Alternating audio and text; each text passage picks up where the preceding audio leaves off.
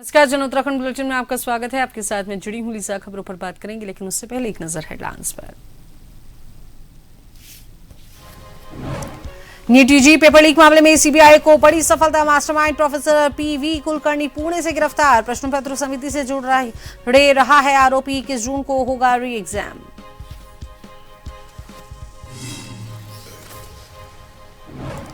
उत्तराखंड में petrol diesel कीमतों पर सियासत तेज। कांग्रेस ने सरकार को नीतिगत विफलता के लिए घेरा। भाजपा ने वैश्विक संकट का हवाला देते हुए उज्ज्वला योजना और राहत उपायों का किया बचाव।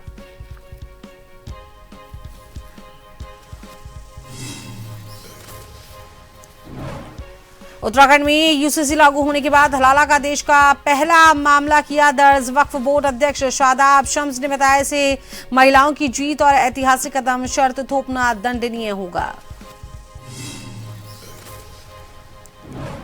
हरिद्वार में मदरसों की जांच तेज। और अनियमितताओं पर 23 मदरसों की धनराशि रोकी गई। 11 मदरसों में पीएम पोषण योजना बंद। 1 जुलाई 2024 से केवल मान्यता प्राप्त मदरसे ही होंगे संचालित।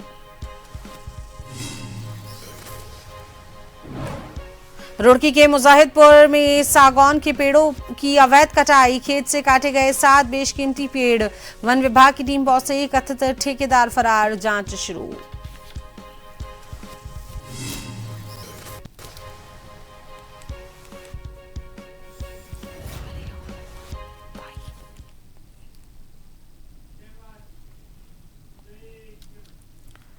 नीट यूजी पेपर लीक के बाद में अब लगातार सियासत भी गर्माती हुई नजर आई और हर कोई सवाल उठाता हुआ नजर आया। लेकिन अब आपको बता दें कि नीट यूजी पेपर लीक के बाद में अब एक बड़ा फैसला ले लिया गया है, जिसमें अब जो परीक्षा है उसकी तारीख 21 जून डिसाइड की गई है। बड़ी कामयाबी सीबीआई को हाथ लगी है। सीबीआई ने एक बड़ी कामयाबी हासिल करते हुए कथित सरगना प्रोफेसर पीवी कुलकर्णी को पुणे से गिरफ्तार किया है। रसायन विज्ञान के विशेषज्ञ कुलकर्णी कई वर्षों तक नीट का प्रश्न पत्र तैयार करने वाले समिति के सदस्य रहे थे। अधिकारियों के मुताबिक कुलकर्णी अपनी पहुंच का फायदा उठाकर घर पर विशेष कोचिंग चलाते थे और छात्रों को संगठित करते थे। जांच में यह सामने आया है कि उन्होंने अप्रैल 2026 के आखिरी हफ्ते में मनीषा वाघमारे की मदद से छात्रों का ग्रुप बनाया था। सीबीआई अब इस नेटवर्क के अन्य संपर्कों को खंगाल रही है ताकि पूरी साजिश का पर्दाफाश हो सके।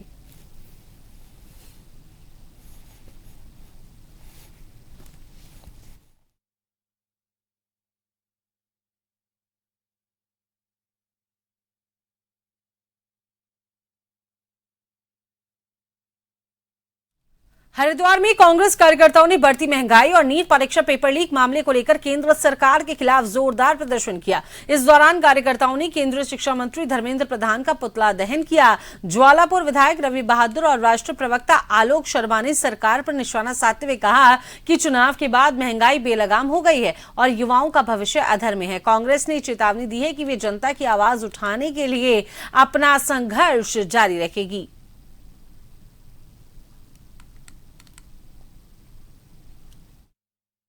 दहन किया गया है।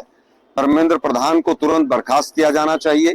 जिस तरह से लगातार नीट के एग्जाम के पेपर्स लीक होते चले जा रहे हैं, इसके लिए सीधा सीधा भाजपा सरकार जिम्मेदार है। ये नीट नहीं, नीलामी है और पूरी की पूरी भाजपा की कारस्तानी है। बीजेपी पूरी तरह से बहुत बड़ा रैकेट चला रही है। तमाम ऐसे लोग जो नीट के पेपर में इन्वॉल्व पाए जा रहे हैं, लीकेज में, वो सब भाजपा के नेता के साथ जुड़े हुए पाए जा रहे हैं। दुर्भाग्य ये है कि अभी भी एनटीए से एग्जाम कराने की बात की जा रही है। कांग्रेस पार्टी चाहती है एनटीए को स्क्रैप करो, सुप्रीम कोर्ट मॉनिटर्ड इंक्वायरी हो, टाइम बाउंड इंक्वायरी हो और सभी बच्चे जिन्होंने एग्जाम दिया था उनको 10-10 हजार रुपए मिले। देहरादून में वन मुख्यालय के बाहर राष्ट्रवादी रीजनल पार्टी ने प्रदर्शन किया। पार्टी ने पहाड़ी क्षेत्रों में भालू द्वारा फसल नुकसान पर मुआवजे की मांग उठाई है। प्रदर्शनकारियों ने कहा है कि बंदर और सुअरों के बाद अब भालू भी किसानों की फसलें बर्बाद कर रहे हैं। इसके बावजूद मुआवजे का कोई प्रावधान नहीं है। वाइल्ड लाइफ वार्डन को ज्ञापन सौंपकर किसानों को राहत देने की मांग यहां की गई है।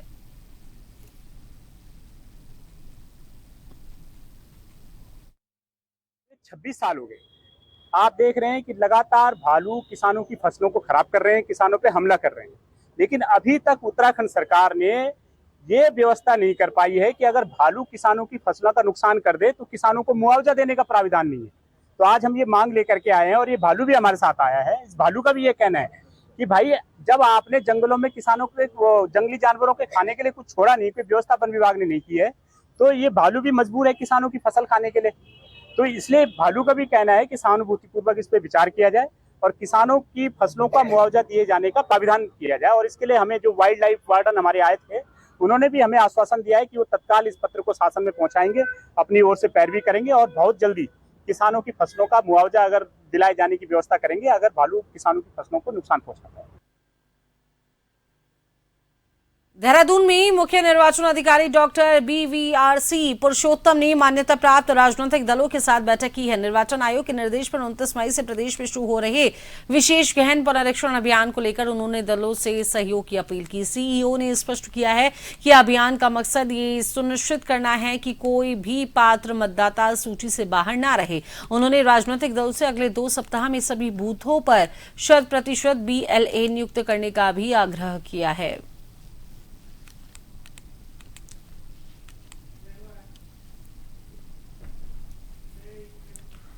लालकुआ तहसील दिवस में विधायक डॉक्टर मोहन सिंह बिष्ट ने जन समस्याएं सुनी और 35 लाभार्थियों को मुख्यमंत्री राहत कोष के चेक वितरित किए गए। विधायक ने कहा कि सरकार की मंशा अंतिम व्यक्ति तक लाभ पहुंचाने की है। जन जन की सरकार जन जन के द्वार कार्यक्रम के जरिए जनता की समस्याओं का समाधान उनके घर के पास ही किया जा रहा है।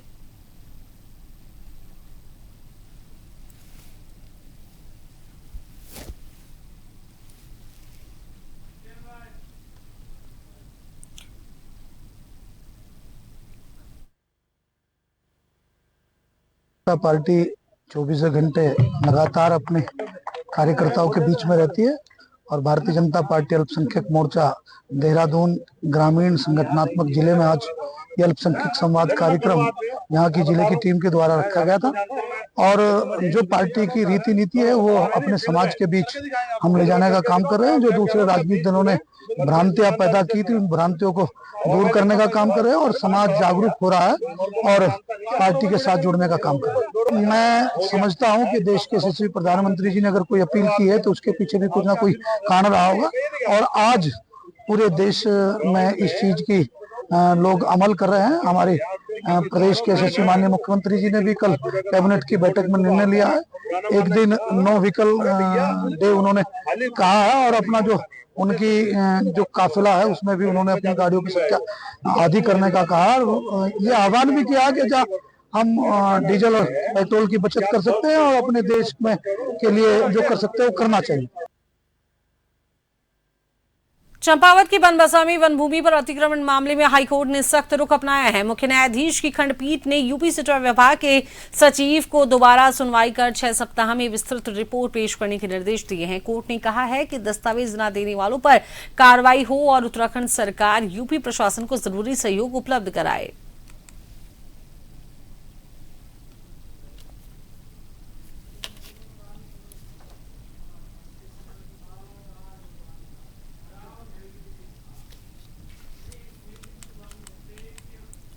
डोईवाला में खाद की खरीद सीमित होने से किसान परेशान है। प्रशासन ने प्रति हेक्टेयर केवल 7 बैग यूरिया और 3 बैग DAP का कोटा तय किया है, जो गन्ने और धान की फसल के लिए अपर्याप्त है। स्थानीय किसानों का यह कहना है कि खाद की कमी से पैदावार पर बुरा असर पड़ेगा। किसानों ने सब्सिडी वाली खाद मिलने पर भी कठिनाई जताई है।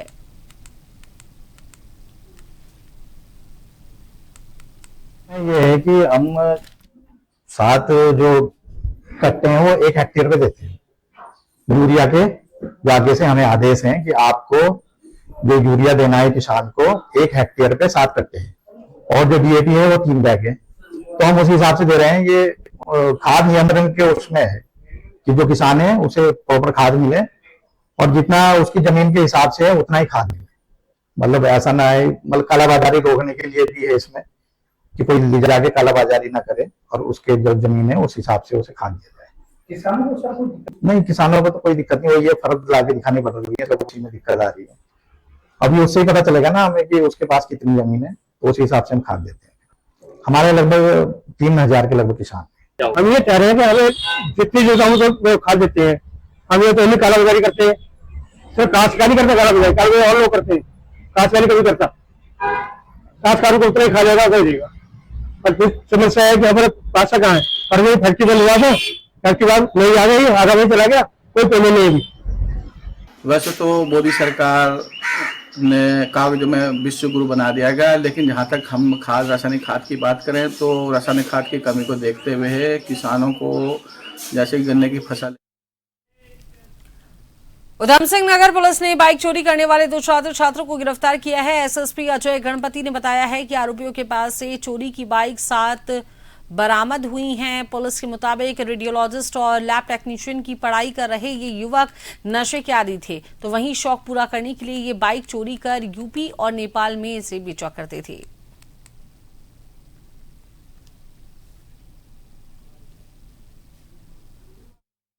मामले ऐसे प्रकाश में आए थे पंतनगर थाने में, जिसमें वाहन चोरी का मुकदमा लिखा गया था।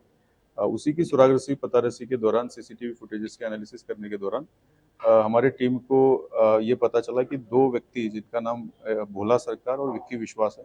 एक भोला सरकार रहने वाला ट्रांजिट कैंप का है, विक्की विश्वास रहने वाला रुद्रपुर का है। इनके द्वारा ये बाइक चोरी का काम किया जा रहा था, तो इनको हमने सिडकुल सिटी पार्क क्षेत्र से नेस्ले फैक्ट्री के पीछे से इनको गिरफ्तार किया गया तथा इनके पास से 6 मोटरसाइकिल और एक स्कूटी, कुल 7 वाहन इनके पास से बरामद हुए।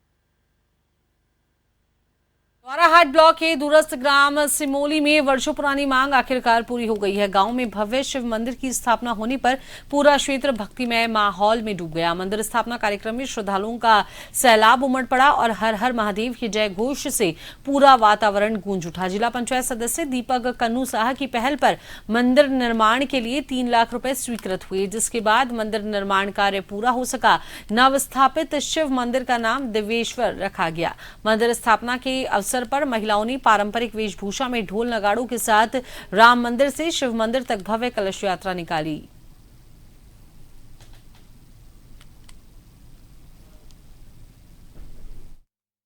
जिला पंचायत निधि से यहाँ पर को 3 लाख की अक्टूबर के समय जब घोषणा करी थी, तो उसका मूल रूप आप देख रहे हैं। आज यहाँ पर कुछ प्राण का कार्यक्रम है, भंडारे का कार्यक्रम है, और आज इसी क्रम में हमारी जिला पंचायत अध्यक्षा श्रीमती हेमा गड़ा जी यहाँ पर पहुँची थी।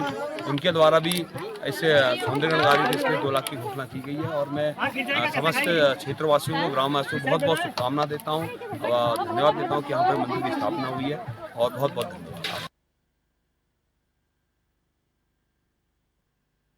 विभाग द्वारा सड़क सुरक्षा जीवन रक्षा सप्ताह कार्यक्रम के तहत ग्राम टांडा स्थित एक निजी स्कूल में बच्चों को सड़क सुरक्षा को लेकर कई महत्वपूर्ण जानकारियां एसडीआरएफ के जवानों ने दी। बच्चों को विभिन्न प्रकार की आपदा को लेकर किस प्रकार से अपनी आत्मरक्षा करनी चाहिए और वाहन चलाते समय क्या सावधानी बरतनी चाहिए, इसकी जानकारी दी गई। उन्होंने वाहन चलाते समय यातायात नियमों का पालन करने के साथ ही हेलमेट, सीट बेल्ट का उपयोग एवं नशे में वाहन न चलाने तथा ओवर स्पीड और ओवरलोड को लेकर भी सचेत किया गया।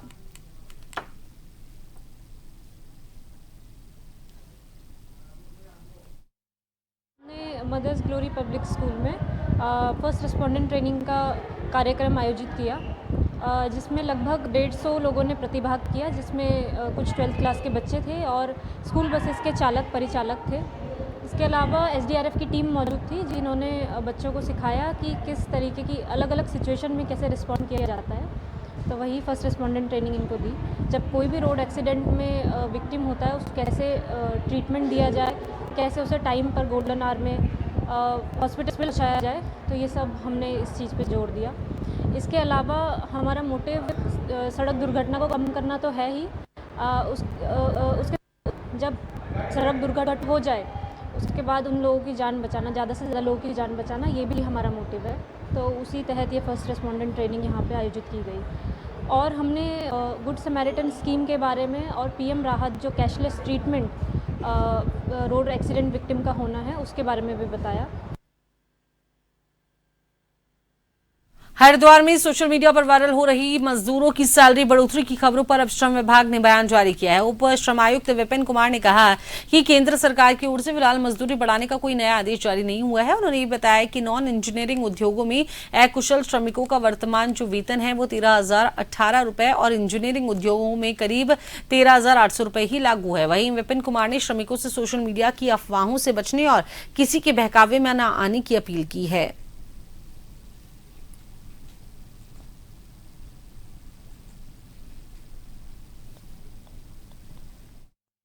वर्तमान में चित्रकूट क्षेत्र में काफ़ी अशांति चल रही है और काफ़ी मिसकम्युनिकेशन है। मैं ये कहना चाहता हूँ कि इस समय राज्य सरकार द्वारा नॉन इंजीनियरिंग उद्योगों में 13,018 वेतन है और इंजीनियरिंग उद्योग में 13,800 वेतन है। इसमें किसी प्रकार का भी केंद्र सरकार की ओर से कोई राजआज्ञा या कोई आदेश जारी नहीं किया गया है। तो इसलिए कोई भी श्रमिक भाई, उनसे मेरी अपील है कि किसी भी तरह के बाहरी बहकावे में या किसी सोशल मीडिया पे चल रही अफवाहों पर ध्यान ना दें। जैसे ही कोई आदेश जारी किया जाएगा उसका परिपालन करना सुनिश्चित कराया जाएगा। यदि किसी भी श्रमिक को किसी भी प्रकार की समस्या है, ओवर टाइम, बोनस या अन्य कोई भी शिकायत है, तो उनसे निवेदन है कि रोशनाबाद स्थित श्रम कार्यालय में आकर किसी भी कार्य दिवस पर शिकायत कर सकते हैं, उनका समाधान किया जाएगा। उसके लिए रैली या आंदोलन करने की कोई आवश्यकता नहीं है। हमारे सभी विभाग के सभी नंबर श्रम विभाग की ऑनलाइन साइट पर हैं। आप मोबाइल से या किसी भी माध्यम से ऑफलाइन कभी भी आकर शिकायत कर सकते हैं। मेरी पुनः अपील है कि किसी भी तरह से आंदोलन ना करें, शांति बनाए रखें और जो भी गवर्नमेंट की वो है ऑथेंटिक उस पर वेबसाइट पे जाके वो खुद चेक कर सकते हैं या कार्यालय में आकर पूछ कर सकते हैं। रुद्रप्रयाग जिले में स्थित बाबा केदारनाथ के दर्शन के लिए उमड़ रही भीड़ को देखते हुए मंदिर समिति ने बुजुर्गों और दिव्यांगों के लिए विशेष योजना शुरू की है। अब 70 वर्ष से अधिक आयु के वरिष्ठ नागरिकों और दिव्यांगों को लंबी लाइनों में नहीं लगना होगा और उन्हें प्राथमिकता के आधार पर दर्शन कराए जाएंगे। इसके लिए मंदिर समिति पुलिस के साथ मिलकर अलग सहायता काउंटर स्थापित करेगी और इस सुविधा का लाभ लेने के लिए श्रद्धालुओं को अपनी पहचान और आयु से संबंधित वैध दस्तावेज साथ रखने होंगे।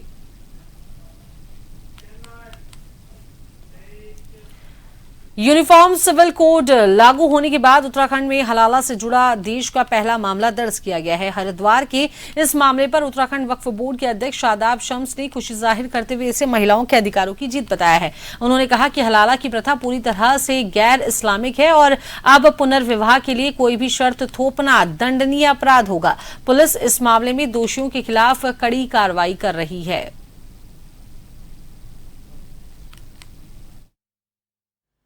देखिए, हरिद्वार का एक विषय आया है जिसमें मोटे तौर पे ये पता चला है कि पुलिस ने एक मामला दर्ज किया है और उसमें विवाह से पहले की कोई शर्त नहीं होगी। पुनर्विवाह अगर कोई महिला करती है तो कोई शर्त नहीं होगी और उस कंडीशन के ऊपर इस विषय को सामने रखा गया है। मैं ये कह सकता हूँ कि बहुत शानदार मामला है। ये पूरी तरह से गैर इस्लामिक था। एक तरह से एक कोकस कुछ लोगों ने अपने ज़ाती फ़ायदे के लिए रखा गया था, उसका गलत तरीके से इस्लाम के लॉज का मिस इंटरप्रिटेशन था, महिलाओं के ऊपर एक जुल्म था।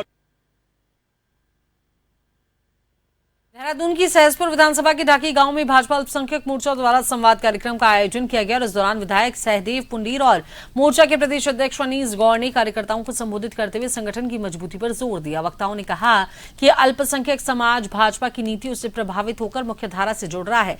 कार्यकर्ताओं से अपील यहां की गई कि वे बूथ स्तर पर सक्रिय होकर सरकारी योजनाओं का लाभ पात्रों तक पहुंचाएं।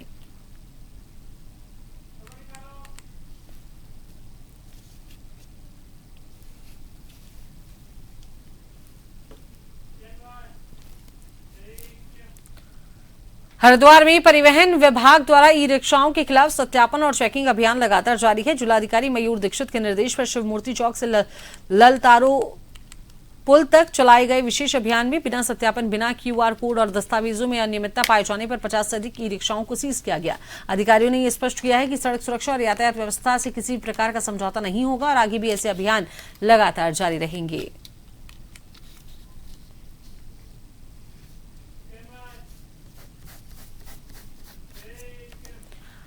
हरिद्वार की रोशनाबाद पुलिस लाइन में पुलिसकर्मियों और उनके परिजनों के लिए अत्याधुनिक हेल्थ क्लब की सौगात मिलने जा रही है और वहीं SSP की पहल पर सांसद निधि से करीब 25 लाख रुपए की लागत से इस हॉल का निर्माण कराया जाएगा। भूमि पूजन कार्यक्रम में राज्यसभा सांसद नरेश बंसल और विधायक आदेश चौहान ने शिरकत की। SSP नवनीत सिंह ने फिटनेस सुविधाओं के विस्तार के लिए सभी का आभार जताया।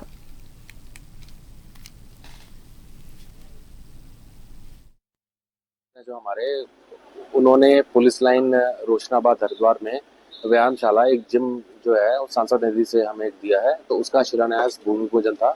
तो उसमें माननीय सांसद महोदय, माननीय विधायक जी और माननीय चेयरमैन जो है हमारे नगर पालिका के भूमि पूजन में यहाँ पे आए थे और इसमें जो एक व्यायामशाला बन रही है और उसमें बाद में फिर इक्विपमेंट भी स्टेट ऑफ द आर्ट जो है वो लगाए जाएंगे और जिसमें कि फिर जवानों को और जो फैमिली क्वार्टर्स हैं जो वो लोग रहते हैं उनको इसका फायदा मिलेगा।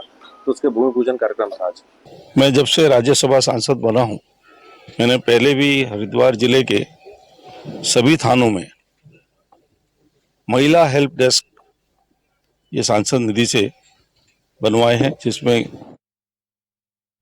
हरिद्वार के हर की पौड़ी क्षेत्र स्थित मोती बाजार में बिना लाइसेंस एयर पिस्टल बेचने वाले दुकानदारों पर प्रशासन ने सख्त कार्रवाई की है। शिकायत मिलने पर एसडीएम जितेंद्र कुमार के नेतृत्व में की गई जांच में 2 दुकानों पर अवैध रूप से एयर गन बेची जा रही थी। जांच के दौरान दुकानदारों के पास आर्म्स एक्ट के तहत कोई वैध लाइसेंस नहीं मिला, जिसके बाद दोनों दुकानों को सील कर दिया गया। एसडीएम ने स्पष्ट चेतावनी दी कि बिना लाइसेंस या अवैध तरीके से कारोबार करने वालों के खिलाफ आगे भी कार्रवाई जारी रहेगी।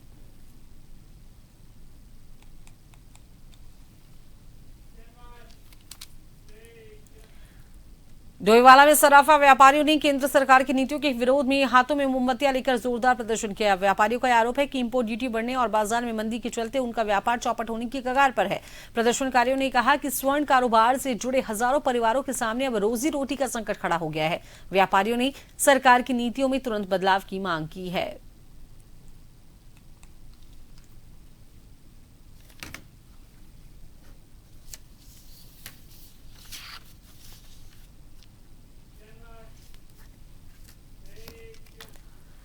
रामनगर के पंपापुरी में देर रात एक दर्दनाक सड़क हादसा हुआ, जहां पर बीके सैंड से दिल्ली जा रही एक कार अनियंत्रित होकर सड़क किनारे पलट गई, जिसमें 5 लोग घायल हुए हैं।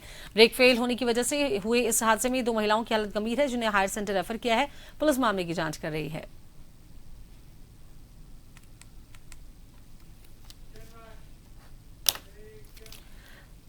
चंपावत में डीएम मनीष कुमार के सख्त निर्देशों के बाद भी नेशनल हाईवे के अधिकारी सुध लेने को तैयार नहीं है। लोहाघाट चंपावत मार्ग पर अक्कलधारी के पास गहरे गड्ढे और झाड़ियां हादसों का सबब बन रही हैं। स्थानीय लोगों का कहना है कि आए दिन दुपहिया वाहन चालक यहां गिरकर चोटिल होते हैं, लेकिन एनएच विभाग मूकदर्शक बना हुआ है।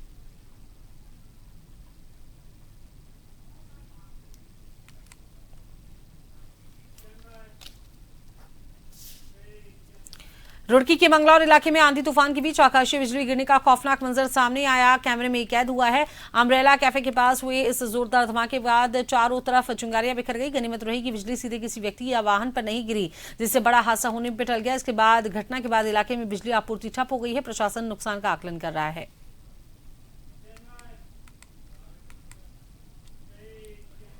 उत्तराखंड में पेपर लीक के विरोध में कांग्रेस का विरोध लगातार जारी है, तो वहीं काशीपुर में रुद्रपुर डीडी चौक पर केंद्र सरकार का पुतला फूंककर प्रदर्शन किया गया। मशाल जुलूस निकाला गया। मशाल जुलूस के दौरान महानगर अध्यक्ष अलका पाल ने कहा कि यह कोई पहली घटना नहीं, भारतीय जनता पार्टी की सरकार में बार बार नीट के पेपर लीक हुए हैं।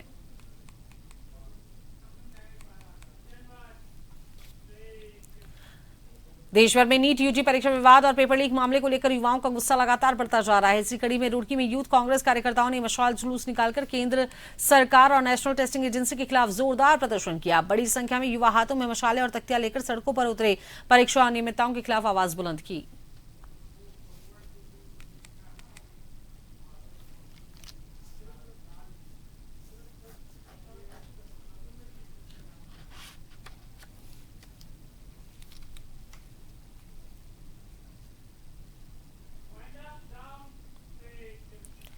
तो अभी के इस बुलेटिन में फिलहाल के लिए इतना ही। बने रहिए जन टीवी के साथ। नमस्कार।